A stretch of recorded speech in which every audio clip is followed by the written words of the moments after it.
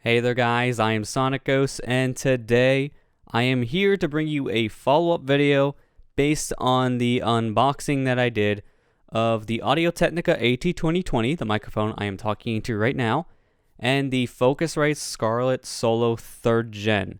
So this is my new audio setup here I'll be using for the YouTube channel going forward, and I've had a couple weeks now to play around with this, so I'm going to go ahead today and lay out a couple of different things here in this video. I'm going to give my first impressions on the whole setup in general and kind of talk about a couple different things about this. So let's just go ahead and jump straight into things. I want to go ahead and list off some information about my gear in general in case you are curious.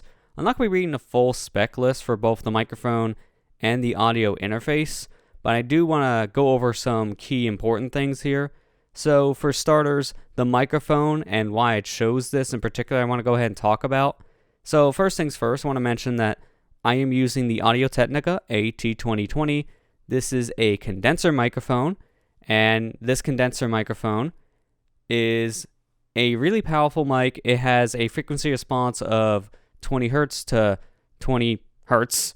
It has a phantom power requirement of 48 volts to get the full signal, so you got to make sure your audio interface has that full 48 volts, and it weighs 345 grams or less than a pound. So it's not that heavy of a microphone, so you don't have to worry about having the most sturdy of mic stands, but I would still make sure you have something of good quality and to make sure your microphone doesn't fall off of your stand. Yeah, that's just some of the keynotes I want to mention on the spec list. I do have a full list of the specs of this microphone on screen now, so you can read this full list for yourself if that is what you are interested in. And for the audio interface I'm using, the Scarlett Solo, the key points here to mention is that this device can record up to 24-bit 192 kilohertz. So this thing can have a very high quality of audio recording. I'm recording right now in 24-bit 48 kilohertz, as since this is being uploaded to YouTube, there's going to be a bunch of compression, so it doesn't really matter how high of an audio quality I record this in. It's going to just get crushed back down anyway, so we're going to just be using 48 kilohertz for maximum compatibility.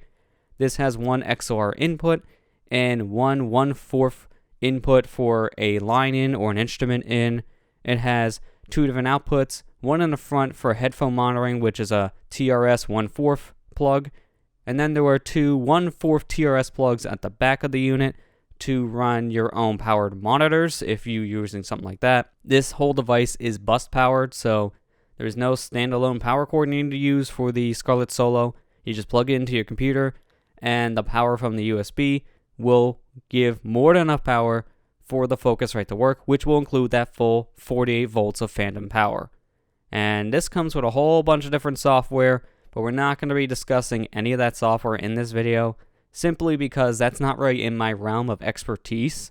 The Focusrite comes with a bunch of audio software, and a lot of that software is based around making music, which that is not something I specialize in at all, so I don't really have anything to say with that said software. So because of this, we're not going to be going over it in this video. But if you want to know what this comes with, the Focusrite comes with Ableton Live Lite. It comes with the Focusrite Red plugin suite. It comes with the Pro Tools First Creative Pack, and there's a whole bunch of different stuff that you get. So again, all this is music-based software, so a lot of this is outside of my realm of expertise, so I don't really have much to really say about this, but I do want to mention that this does come with a handful of different audio recording softwares if you're in the market for that kind of product.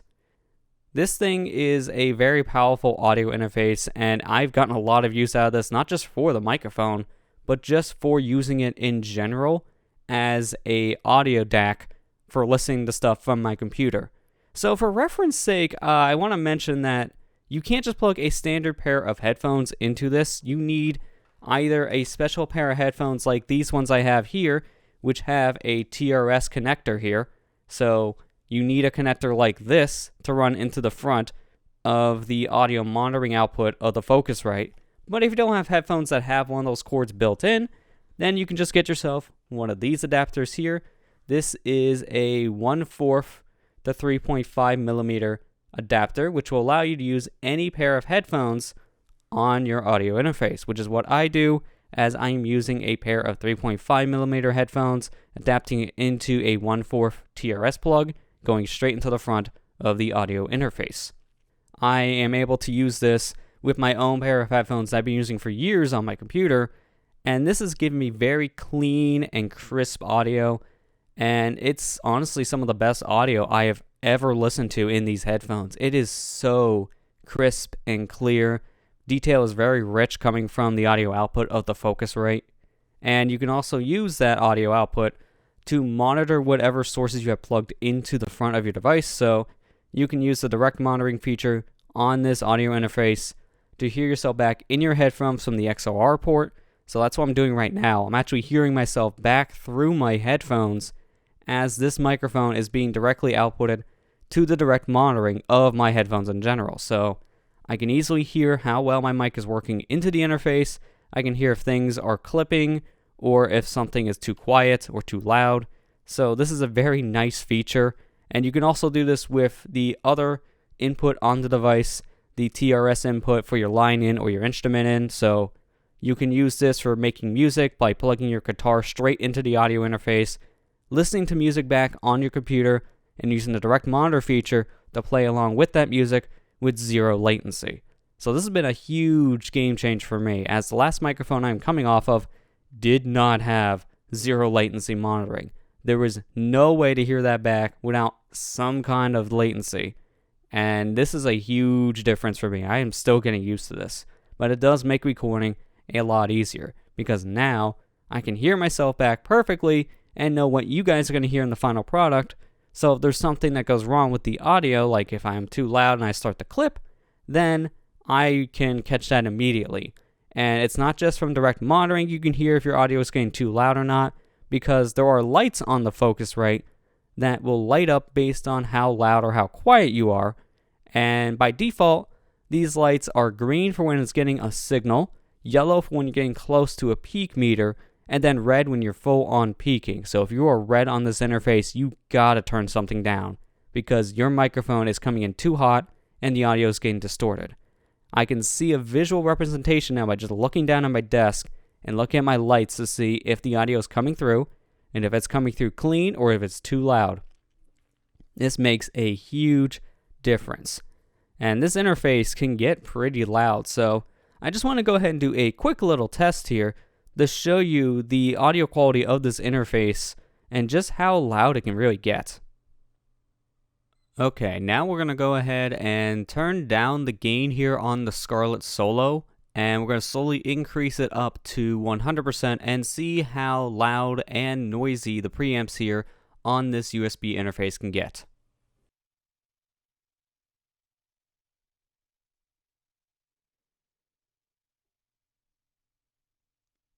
25%.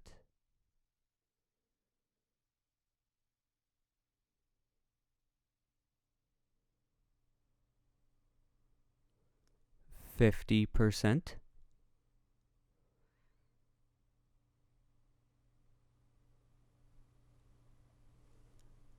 75%.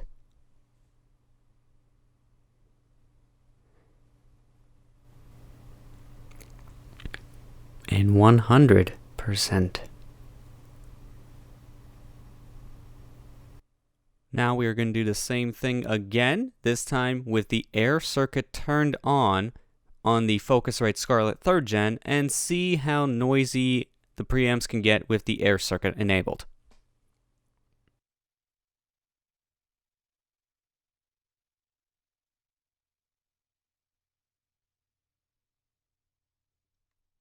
%.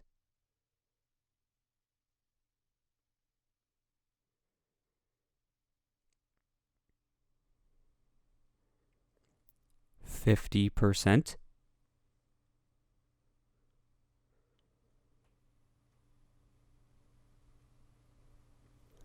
75%.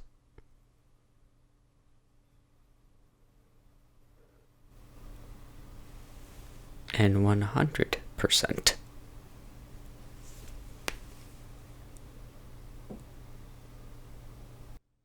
Now, in that clip, there was another feature there that I haven't talked about yet, which is called the air mode on this device. The air circuit is actually something that has been in Focusrite's audio gear now for a while, but it's been reserved for their higher end audio gear. It wasn't until the third generation of their consumer level audio gear where they finally added in the air circuit. So this is a mode I've been playing around with a little bit, and it's not really something I think I'll be using all too much, but it does change up your audio, and it does actually clean up some of your audio quality in general. So this is a sample of me talking right now into the Audio-Technica AT2020 with the air circuit turned off. And now this is a sample of me talking into the Audio-Technica AT2020 with the air circuit turned on.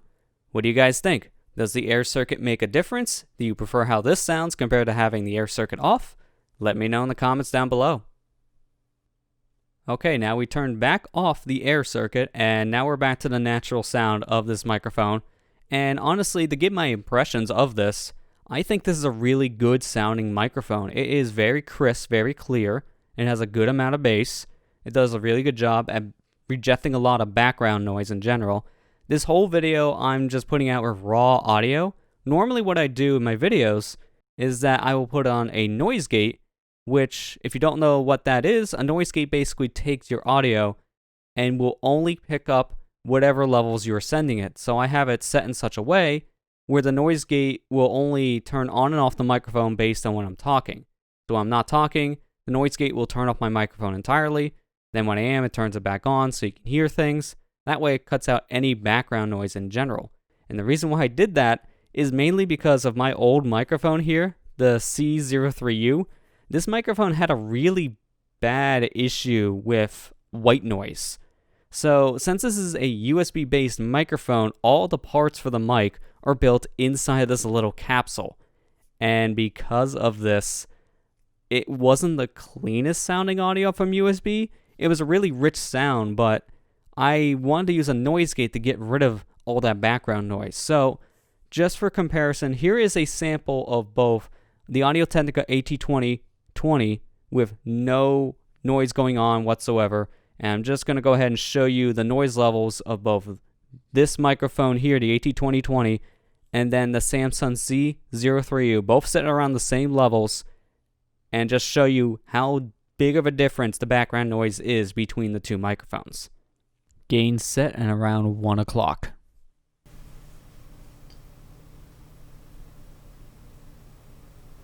Gain set at around 70%.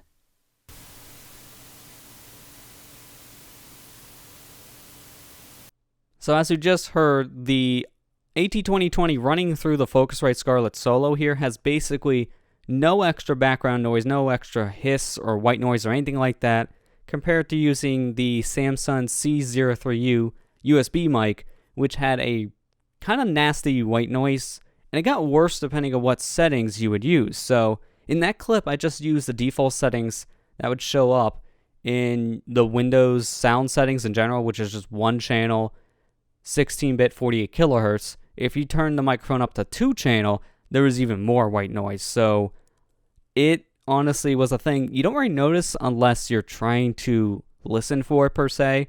But because I was editing videos all the time with headphones, and there was a lot of points where there was just no talking in a video, and maybe the game audio was quiet in a video too, I would hear the white noise, and I'm going to have to cut that out because it would actually be a little distracting.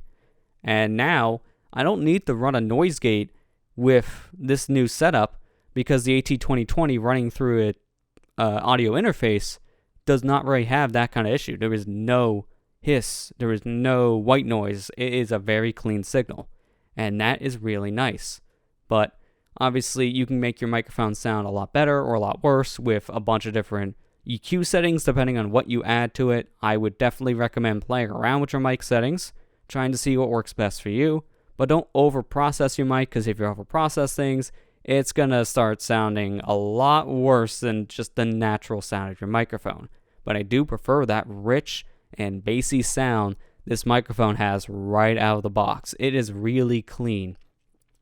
Now, to wrap things up, I just want to go ahead and say that I'm very happy with this whole setup in general. And would I recommend this it kind of depends, because the reason why I got all this is because, as mentioned, the C03U as a USB-based mic, there was a lot of white noise in the microphone itself, and there's nothing I can do to fix this.